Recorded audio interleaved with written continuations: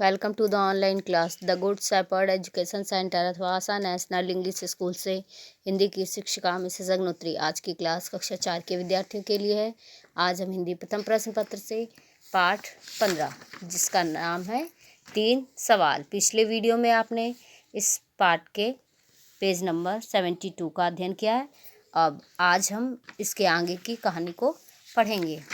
राजा के मन में उठे तीनों प्रश्नों के जब उत्तर सही नहीं मिले तो राजा को असंतोष हुआ और राजा को एक बात का पता चला कि दूर कहीं एक साधु हैं जिनके ज्ञान की चर्चा दूर दूर तक फैली है। वह ही उनके तीनों प्रश्नों का उत्तर दे सकते हैं।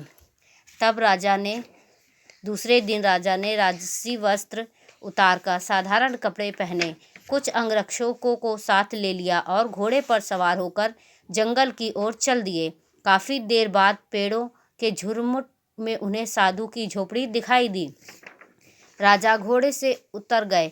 उन्होंने अंगरक्षकों को वहीं खड़े रहने का आदेश दिया और पैदल ही साधु के पास पहुंच गए।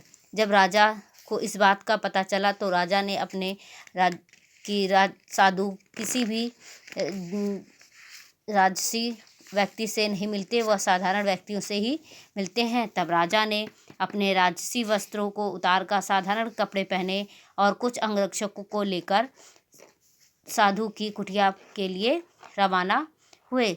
जब राजा को साधु की कुटिया दिखी तो उन्होंने अपने अंगरक्षकों को वहीं ठहरने को कहा और स्वयं वहां साधु की कुटिया के लिए पैदल चल पड़े।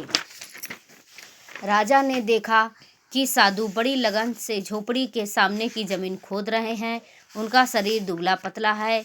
कुदाल से खुदाई करते समय वे जोर जोर से सांस ले रहे हैं।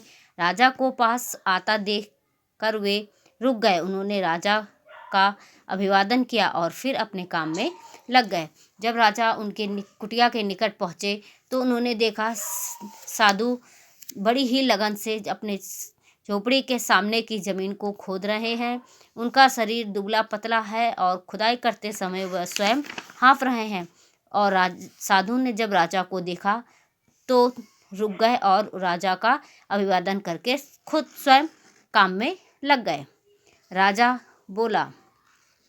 राजा साधु के पास पहुंचकर बोले, मैं आपके पास अपने कुछ प्रश्नों के उत्तर पाने की आशा में आया हूँ। मेरा पहला प्रश्न है, किसी काम की शुरुआत करने के लिए सही समय कौन सा है? दूसरा, मुझे किसकी बात सुननी चाहिए और किसे टालना चाहिए? और मेरा तीसरा प्रश्न है, यह कैसे पता लगे कि सबसे आवश्यक कार्य क्या है, अर्थात मुझे सबसे पहले क्या करना चाहिए? राजा ने साधु के पास जाकर अपने मन में उठे तीनों प्रश्नों को व्यक्त किया और उनके जवाब के इंतजार में साधु के पास खड़े हो गए। अब आगे की कहानी को हम नेक्स्ट वीडियो में पढ़ेंगे। तब तक के लिए धन्यवाद।